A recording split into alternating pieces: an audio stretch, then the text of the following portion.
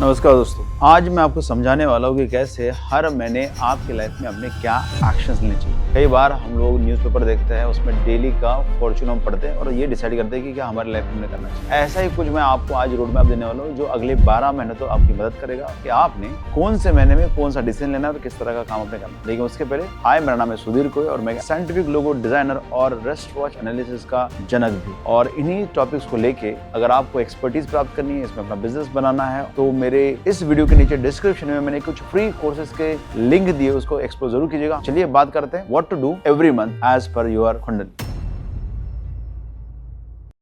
तो कुंडली में हर महीने एक प्लैनेट जो है कुछ बदलाव करता है। एक प्लैनेट जिसके कारण पूरी सृष्टि चलती है। एक प्लैनेट ऐसा जहां पे आपकी लाइफ का हर एक छोटा डिसीजन उनके माध्यम से होगा, उनकी मर्जी के कारण होगा, क्योंकि सोर्स और जनक वही प्लैनेट है और वो प्लैनेट है सूर्य। सूर्य हर रोज 1 डिग्री चलती है। यही कारण है कि हर महीने वो एक नई राशि में प्रवेश करता है और यही से आपका पूरा साल डिसाइड होता है। ये साल आपकी लाइफ में क्या होगा, कैसे होगा, हर महीने आपकी लाइफ में क्या होगा, इनफैक्ट हर दिन आप किस तरह का व्यवहार करोगे, इसका कंट्रोल भी सूर्य के पास है। सूर्य एक ऐसा प्लैनेट है जो आपके पिता का कारक है, जो गवर्नमेंट का कारक, जो आपकी बॉडी में हड्डियां है उनका कारक है। उसको हम आत्मा कारक कहते हैं। मतलब अगर हमने सूर्य के साथ अच्छा काम किया, सूर्य की एनर्जी बढ़ाई, तो हमारी आत्म शक्ति बढ़ती है। इसलिए हमारे कॉन्फिडेंस का, हमारे ऑरा का और हमारे इच्छा शक्ति का कारक भी सूर्य ही माना गया। ऐसा सूर्य जब एक राशि से दूसरी राशि में प्रवेश करता है तो इस पर्टिकुलर इवेंट को कहते हैं हम संक्रांति। संक्रांति का मतलब होता है कि सूर्य ने क्रांति की और सूर्य ने एक राशि को छोड़ के दूसरी राशि में प्रवेश किया। अक्सर आप किसी भी महीने के मध्य में ये देखोगे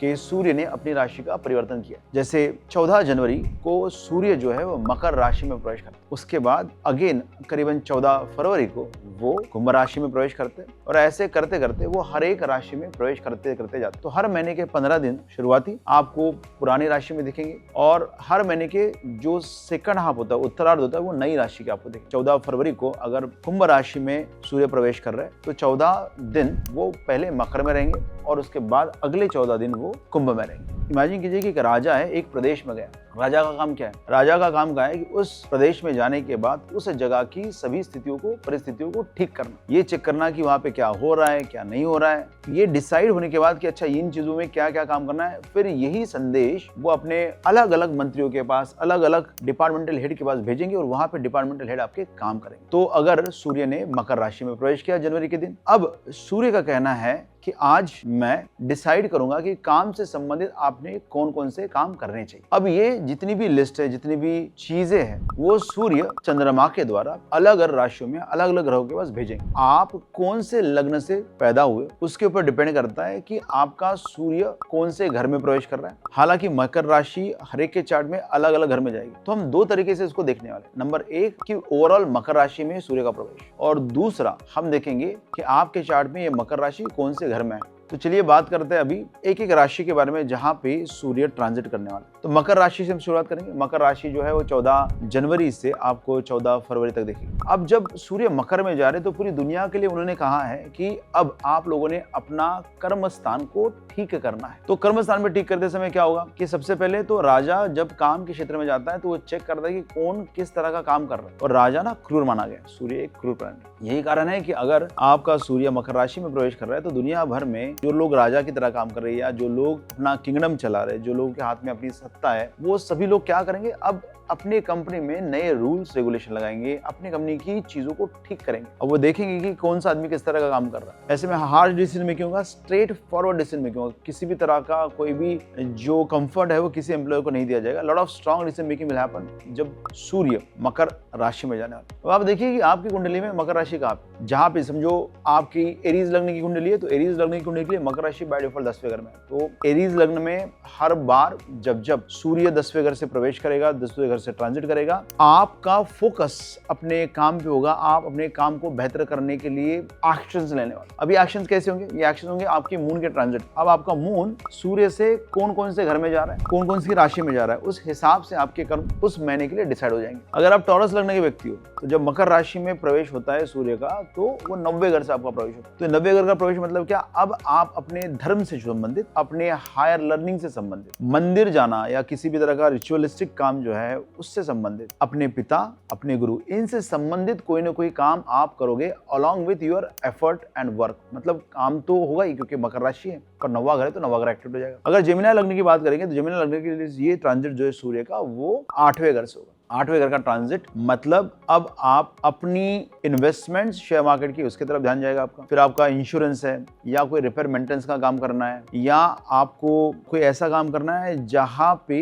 लोगों को वो चीज दिखाई ना दे। याद रखिएगा कई बार क्या होता है कि जब सूर्य 8वें घर से ट्रांजिट करता है ना, क्योंकि सूर्य प्रकाशमान है, तो वहां पे एक ऐसा घर जहाँ पे अंधेरा होता है, अंधेरे के घर से जब सूर्य का ट्रैवल होता है तो वहां पे उजाला आ जाता है। तो कई बार आपको दिखेगा कि जैसे ही सूर्य का ट्रांजिट 8वें घर से हुआ है, आपकी जो गुप्त बातें थी वो लोगों को पता चलनी चालू होगी। इनफैक्ट हमने ऐसे भी देखा है कि जब 8वें घर का लॉर्ड ट्रांजिट करके तीसरे घर से जाता है या दूसरे घर से जाता है, तो ऐसे में भी लोग अपने जो सीक्रेट्स है वो दुनिया को बता देते हैं या दुनिया को सीक्रेट्स पता चल जाते। तो सूर्य का ट्रांजिट जब 8वें घर से हो रहा है जेमिनी के लिए, तो ये समय है कि आप 8वें घर से संबंधित बहुत सारी चीजों के ऊपर कंट्रोल लोगे और बहुत सारी चीजों को इम्प्लीमेंट करोगे। अगर हम कर्क लग्न की बात करें, कर्क लग्न के लिए ये ट्रांजिट जो 7वें घर से जाएगा, तो 7वें घर में कर्क का ट्रांजिट क्या कहता है? कहता है कि अब वाइफ, बिजनेस और सोसाइटी के सामने जाने का जो तरीका है, इनसे संबंधित काम हम ये पूरे महीने करने वाले। फिर लियो लग्न के लिए ये 6ठे घर से मतलब डिसिप्लिन की बात होती है, अपनी जॉब की बात होती है, रोग रिपो ऋण इनके ऊपर, अपने लोन के ऊपर ध्यान देना है, लोन मिलने लेने का संबंध है वो इसमें बात आ जाती है। तो ये सब जो है क्या कंपटीशन से जुड़ा हुआ काम करना, ये सब आपका लियो लग्न के लिए होगा। और वर्गो लग्न के लिए 5वें घर का ट्रांजिट मतलब बच्चों के साथ खेलना हो गया, एंटरटेनमेंट हो गया, आपका मजा करना है आपको,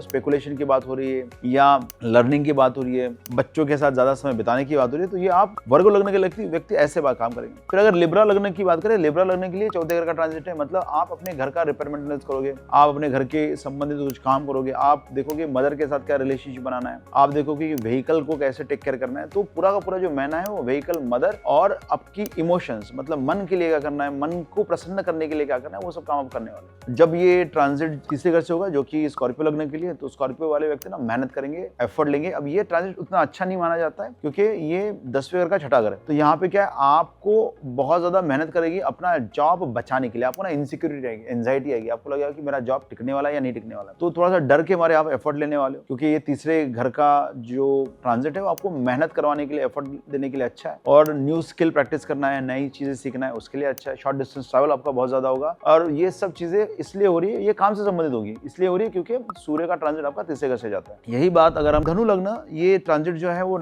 अपने सेकंड हाउस मतलब अपने धन, अपना खाना, अपना बैंक अकाउंट या अपनी फैमिली या अपनी बात करने का तरीका, इनके ऊपर काम होगा। यहाँ से संबंधित चीजों का अच्छा रिजल्ट आएगा। मकर लग्न के लोग खुद की बॉडी के ऊपर फोकस करेंगे, खुद अपने हेल्थ के ऊपर जाएंगे, अपनी पर्सनैलिटी में कुछ बदलाव करेंगे, अपनी पर्सनैलिटी को और अच्छे निखारेंगे, बेहतर देखने की कोशिश करेंगे, वेट कम करने की कोशिश करेंगे, और somewhere they will work on their personality, their aura and their working style. ये हो गया सन का ट्रांजिट फ्रॉम दी लग्न। अगर हम लोग कुंभ लग्न की बात करेंगे तो कुंभ लग्न के लिए ये ट्रांजिट जो है वो 12वें घर होगा, मतलब लॉन्ग टर्म इन्वेस्टमेंट की बात होने वाली है, लॉन्ग डिस्टेंस ट्रैवल की बात होने वाली है, फॉरेन की बात होगी, एकांत की बात होगी, बेड की बात होगी, बेड प्लेजर्स की बात होगी, शूज, चप्पल, इनकी बात होगी, शूज उस दौरान आप शूज भी खरीद लोगे। तो ये सब जो ट्रांजिट है वो ट्रांजिट 12वें घर से। और अगर हम मीन लग्न की बात करेंगे, मीन लग्न के लिए अब पूरा का पूरा फोकस जो है वो अपनी इच्छा पूर्ति पे, जो इमेजिनेशन है, जो वो चाहते हैं अपनी लाइफ में पाना, उन चीजों के ऊपर जाने वाला है। ये अपनी डेली इनकम पे जाएगा, अपने नेटवर्किंग को आप सुधारोगे, नेटवर्किंग में बहुत ज्यादा एफर्ट लोगे, आपकी नेटवर्किंग जो है सही लोगों से हो, जहाँ पे अपना कुछ न कुछ काम से संबंधित काम हो। तो जो भी